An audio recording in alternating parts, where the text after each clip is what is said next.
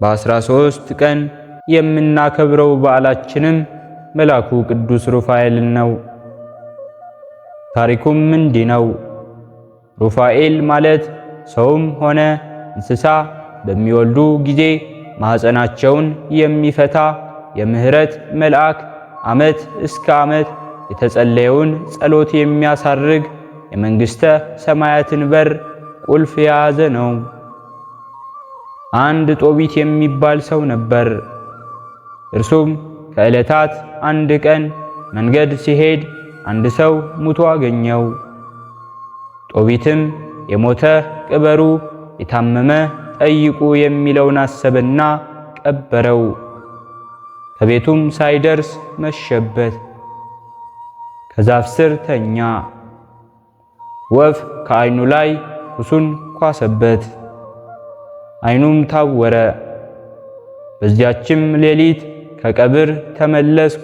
ረክሼም ስለነበር በዕድሞው ስር አደርኩ።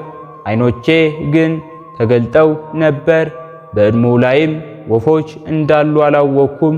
ፊቴም ተገልጦ ሳለ እነዚያ ወፎች በዓይኔ ላይ የሚያቃጥል ኩስ ጣሉብኝ። ዓይኔም ብልዝ ወጣብኝ። እኔም ወደ ባለ መድኃኒት ሄድኩ፣ ነገር ግን የጠቀመኝ የለም እንዳለ መጽሐፈ ጦብያ ምዕራፍ 2 ከቁጥር 3 እስከ 9።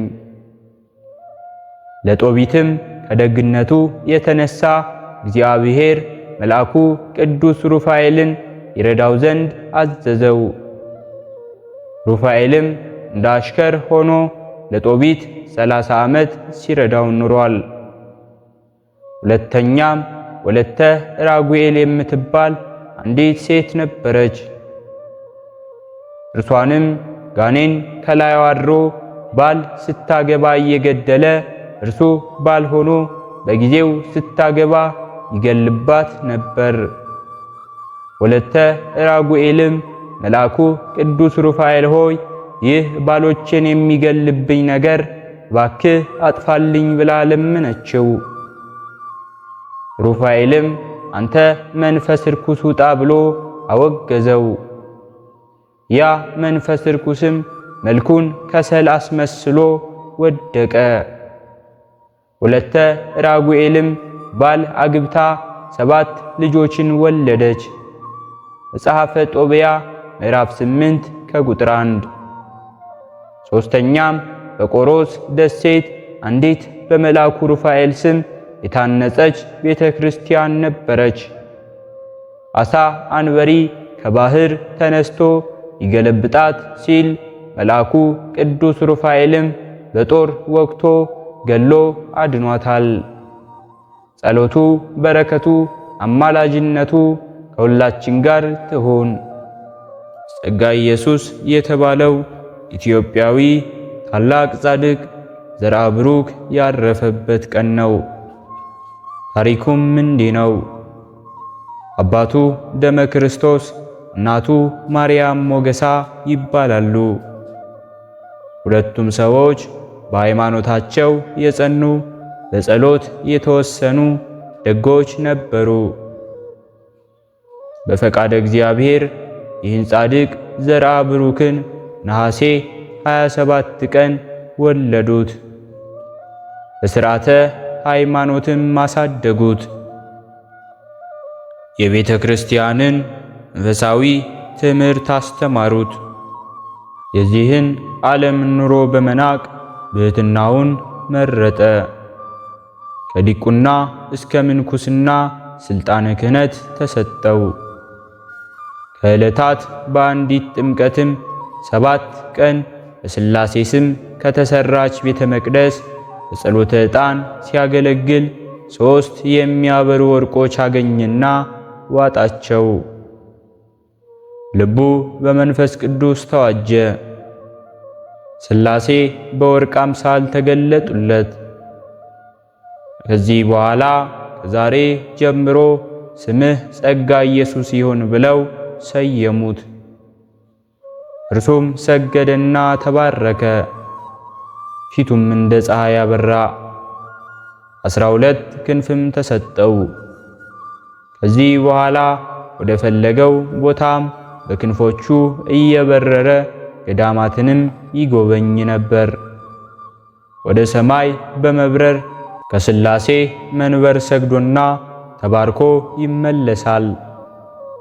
ከዕለታት አንድ ቀን ሰይጣን በሰው ተመስሎ ንጉሡን አስነሳበትና ሰራዊት ላከበት። 7 የጸሎት መጻሕፍት ነበሩት።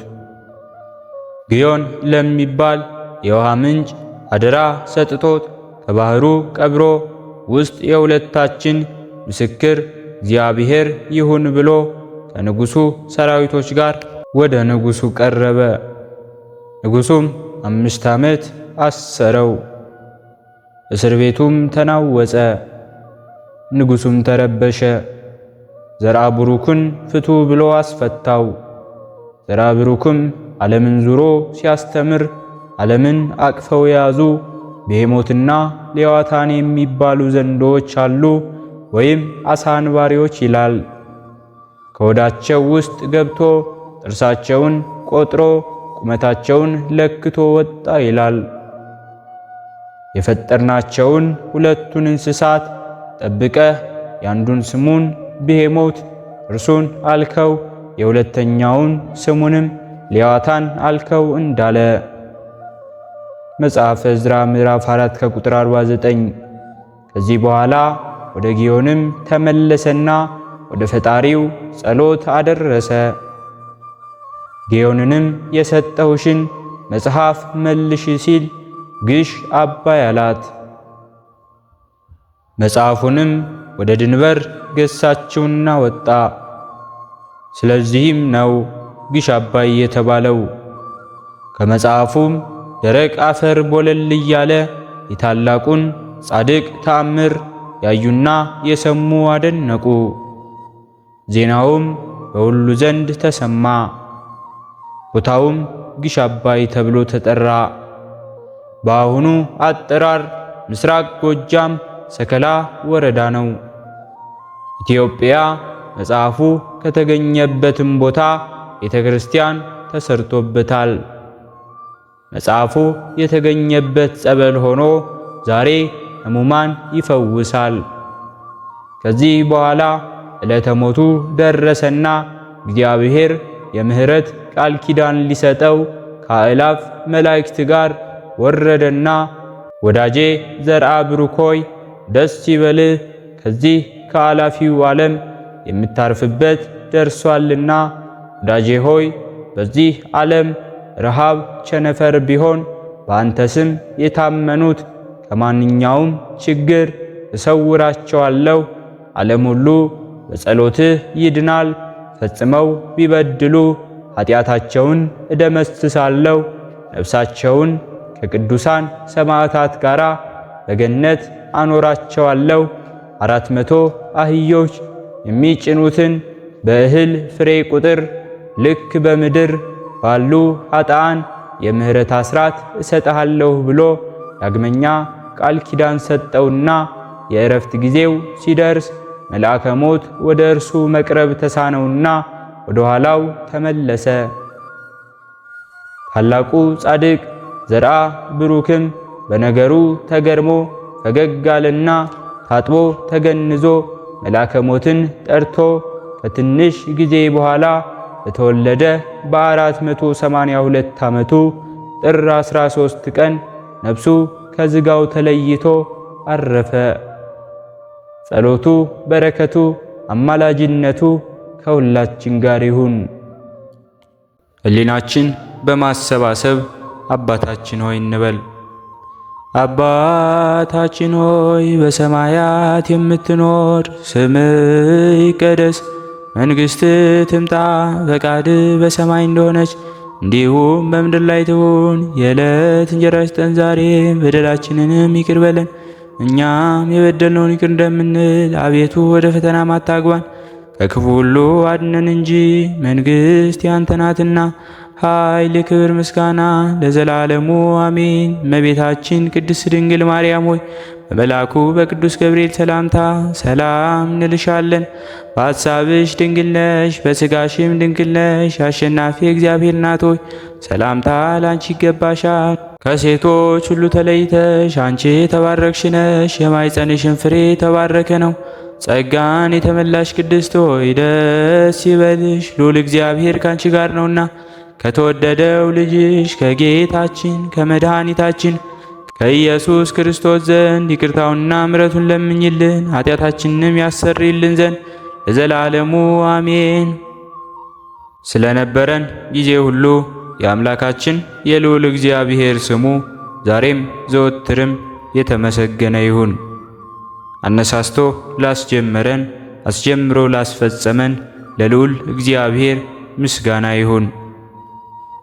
ውድ የሃይማኖት ሚዲያ ተከታታዮች ከዚህ በላይ እንድንሰራ አገልግሎቱ በሰፊው ይሰጥ ዘንድ በሀገር ውስጥም በሀገር ውጭም ያላችሁ ይህንን መንፈሳዊ ቻናል ላይክ፣ ሰብስክራይብ፣ ሼር በማድረግ ድጋፋችሁን ታሳዩን ዘንድ በትህትና እንጠይቃለን። ያላችሁን ሐሳብ አስተያየት በኮሜንታችን ስር ላይ አስቀምጡልን። ወስብሐት ለእግዚአብሔር ወለወላዲቱ ድንግል ወለመስቀሉ ክቡር። ይቆየን።